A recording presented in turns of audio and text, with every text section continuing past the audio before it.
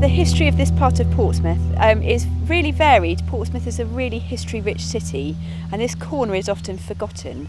But in actual fact, it's been a site of all sorts of interesting things. There was a canal built here. It was finished in 1822, which was a Portsmouth to Arundel canal, and it was designed to transport goods from Portsmouth, connecting up to London, avoiding the treacherous English Channel. But it's almost a ghost canal now, because it was obsolete almost as soon as it was built, because of the advent of railway, and there were all sorts of problems with polluting drinking water and things like that. So it's now just road names and the route of the railway, and the only bit left is the lock, which is just round the corner, hence the name Milton Locks. And then more recently it has been home to houseboats. So after the Blitz, particularly when lots of the houses in Portsmouth were bombed, people moved out into houseboats as a means of living their lives, really. And it was a bit of a fringe community with a really strong cultural identity, which is still talked about a lot today. The nature reserve is on part of the old Lock site. It's been a nature reserve since the early 90s, when the Wildlife Trust took it over from at the time it was Hampshire County Council. It was a bit of a, not a problem, it was just a bit of a challenge, because it's a tiny nature reserve right in the middle of the city, and that in the past has brought problems. When I started doing bits and pieces here about 8 or 9 years ago, it was basically home to fly tipping, antisocial behaviour, really sad stuff really, and just gradually we've introduced people to it and tried to get the community to fall back in love with it, and just gradually those problems have got less and less, and people have been using it for positive things and reconnecting with wildlife. We've got lots of habitats in a really small space. There's only 2 acres of it. There's a seashore habitat, grassland and woodland. In the winter, lots of migrating winter birds like brent geese, oyster catchers, curlews, all of those things use the mud. In the summer, we have lots of butterflies and grasshoppers and interesting spiders and things that live in the grass. We also have lots of garden birds that use the site, particularly things that are like sparrows and starlings, which lots of people think aren't anything particularly special, but actually they're some of our fastest declining birds in the south of England. So the fact that we've got habitat here to support them is really good. It's vitally important for cities to have green spaces, because it's really important for people's well-being, and there's more and more evidence to suggest that people's health is really positively affected by green space and the outdoors, and especially our children. We're surrounded by children who live in an island city who never go to the seaside, and so spaces like this are really important for reconnecting those people to their outdoor spaces and to wildlife and nature. And we use it basically to get people out and to get people connected with the wildlife and also with the history of their surroundings. So anything that can get people excited and interested and engaged and proud of their area is good for us. So whether that's wildlife or archaeology like today, it's just a way of introducing people to what's on their doorstep, and to getting to people to be enthusiastic and about wildlife and to stand up for it. Intertidal zones are brilliant for archaeological finds, just being there on the surface, because every time the tide goes out there could be different things left there. Just removed one layer of silt and suddenly there's a whole new, particularly on the edge of somewhere like Langstone Harbour, which has got such an incredible archaeological heritage. So many things have been found on the foreshore generally.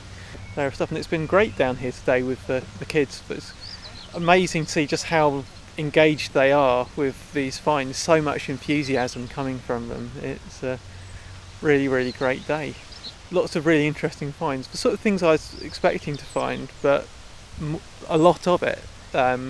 Evidence from the periods of the houseboats in particular, I think we can definitely say we found lots to do with that, which was really great, yeah.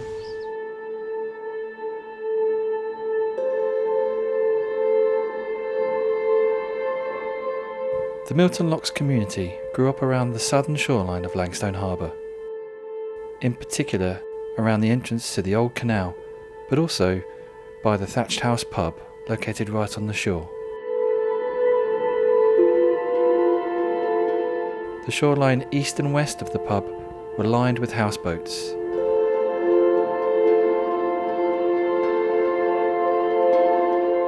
And on the land were also chalets and small bungalows, carefully built by hand.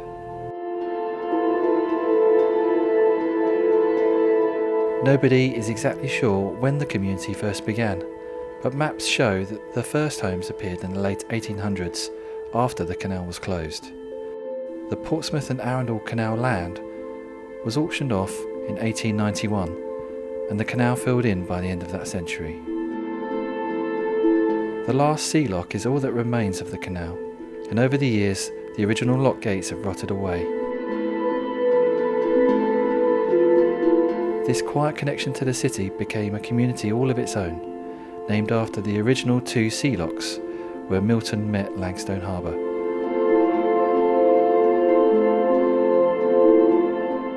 These very early photos show the Milton Locks community coming together and enjoying a day out with fun activities on the low tide beach.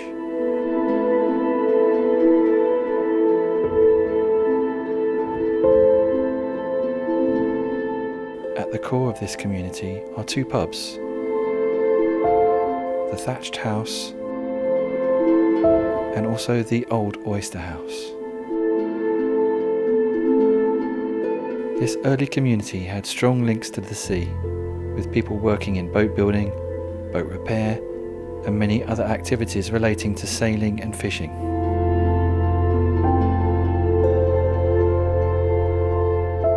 This later map really illustrates that these properties were more than just temporary and were actually long-term homes for many families. Milton Locks was even home to the Locks Sailing Club, an important part of the local community. Around this area, there was many houseboats along. Theirs was along that, just along there, where that piece of wreck is, and then all the way round here. And of course, in through the middle where the car park is, there was a huge community there of people in their chalet type things that they were all built from anything they could get hold of virtually. They were all shapes and sizes. Some were sort of built on things, from whatever they had, bases, but a lot of them seemed to be just old fishing boats really and stuff like that. My uncle was actually here in the early 40s. I mean, my uncle's second boat, he had an old landing craft, which is very basically rectangular shape, sloped at each end, and he built a brand new one on that, which was amazing. It wasn't sort of temporary. They were here permanently for as long as they wanted to be here. And some obviously spent quite a few years of their life here. A lot of them actually apparently were fishermen as well. My uncle used to go out with a boat when he had the Noah's Ark, go out to off at Langstone fishing for cod. There could have been up to about perhaps 100 people here. There might have been a bit less. Some perhaps lived on their own, some had families, especially the ones in the chalet bits and that, because there was obviously children around there. Funny, I never really got to meet any of them. I used to end up playing in the canal bit looking for crabs. It was a very exciting place for me to come, because my aunt and uncle on their houseboat, so exciting. I forget how many times I would come for a weekend. I'd come Friday night and she'd take me home Sunday, so it seemed forever when I stayed. She used to bring me down on the back of her bike from Fawcett Road, and after there was where the boardwalk is now, she'd park the bike and get over, park the bike between the little chalets and step over the wall, which is still there now, to get onto the beach to reach her houseboat. And as I said, sometimes there may not be any water like today, or there could be perhaps ankle deep. Sometimes it could be nearly waist high. And to think she did that winter and summer. My uncle was very fortunate because he got his electricity from Frank Cassie, who was the chandler. And he also had water on board from Frank Cassie. I don't know how that worked at all, because all the others used to have to go up towards the allotments to the tap. There was never official address, but everybody got their mail, because the postman was a regular postman and he knew everybody. So that's quite incredible, isn't it? When my auntie left, I think it was about 1961, I think it was then that people started to drift away. The boats became further apart, and I never came there much after that, because my auntie and uncle, I don't think, well, he may have done, but I know my aunt never came back, because she said once it starts, the memories, the fond memories of what she had of it were lost, and she didn't want to see the changes, like, because she left it in its sort of its peak, I suppose. It must have been extremely sad for some people having to sort of give up, And only more recent years that people that lived in Portsmouth didn't even know this existed down there. And obviously they had people around the city that they knew, but they lived their lives as they would if they lived in a street. That my uncle's first boat, that was Charles Bettany, that was an old fishing boat, and it was called Noah's Ark because it actually looked like a miniature Noah's Ark. And that was never, although my grandfather was a photographer, it was never documented by him. The only way it's been documented is by a painting made by Edward King, who my uncle knew. And there's a painting my uncle did, and he painted a view down through there somewhere, the little chalet bits, with Edward King sat painting at his easel. Had it been made known, people perhaps would have visited it more, and it had been perhaps documented a lot more, and there'd been a lot more interest from the side of this little world of this Milton Locks community.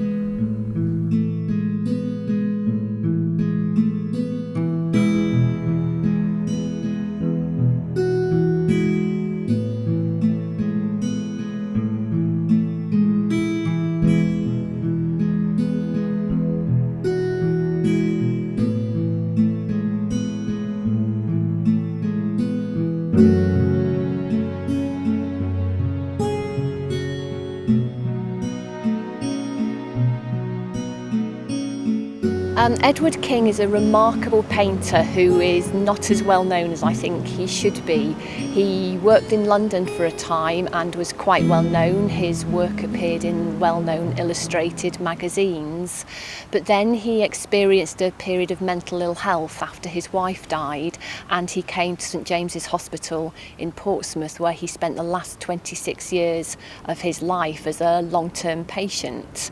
He's important to the city because he left us an astonishing visual record of Portsmouth at a time when there weren't many photographs taken. So he painted the city during the Blitz, when obviously a lot of buildings were destroyed, and he painted the wreckage following the bombing raids. He painted the grounds of St James's Hospital, the people who worked there, the trees, the heavy horses, the crops and the outbuildings. And he painted Milton Locks and the community who lived there in their houseboats and enjoyed the sense of space and tranquility that I think was one of the things that drew Edward King to that location.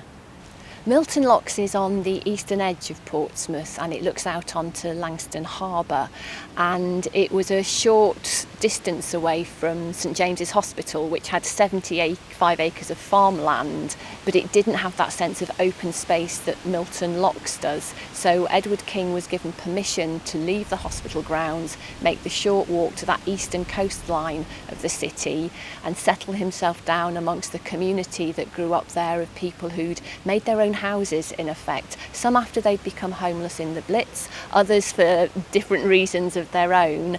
And the area is very different now. It's very built up. A lot of land was reclaimed. Land that was marshes and lakes has now been reclaimed. It's roads, it's housing estates, but you still have that lovely boundary of where the water meets the land, and that's really the boundary that's marked by Milton Locks and now the nature reserve.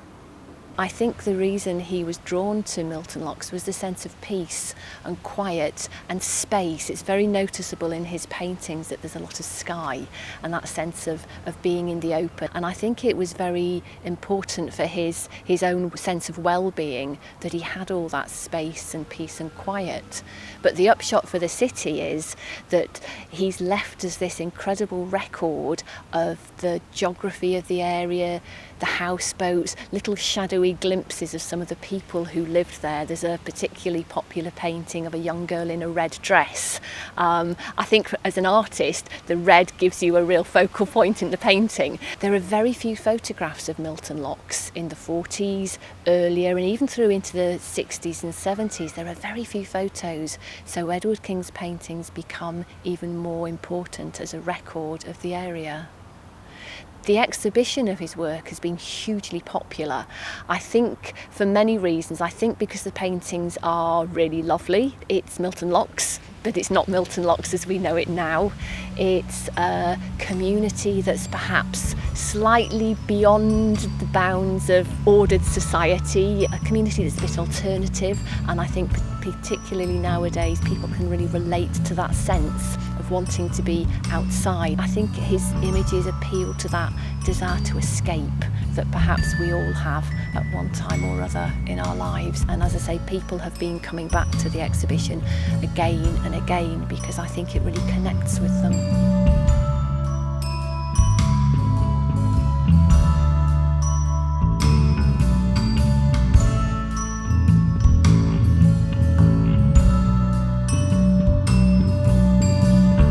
Houseboat I've had for about 3.5 years, about 3 years.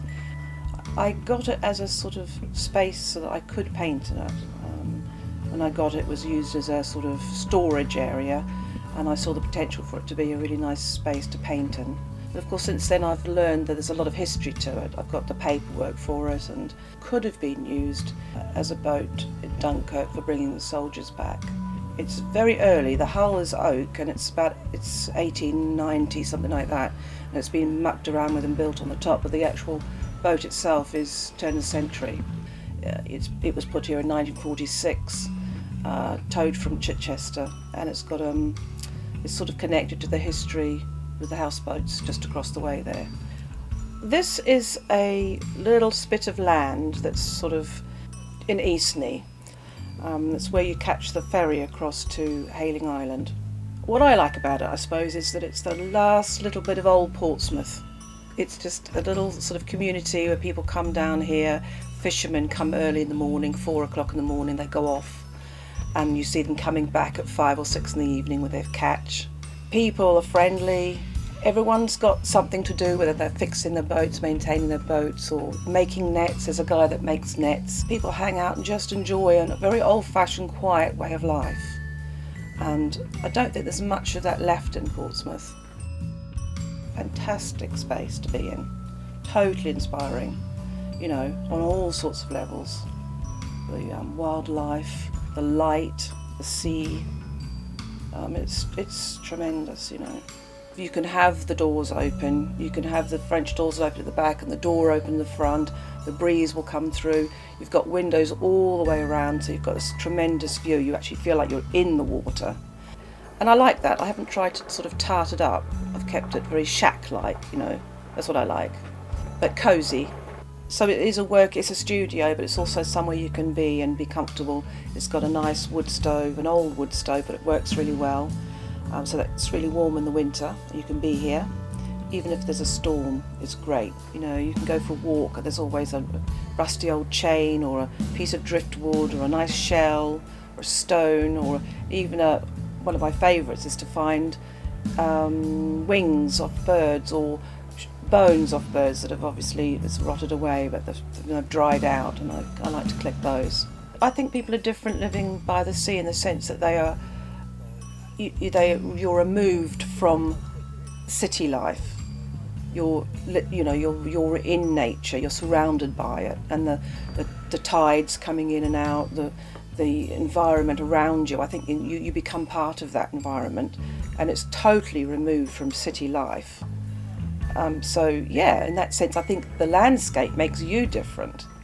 From being here, I always get the impression that people, what they love about it is that perhaps it's a way of getting in touch with living a simpler life, a space to get away from the modern world, be in touch with nature, more. I think people are crying out for that.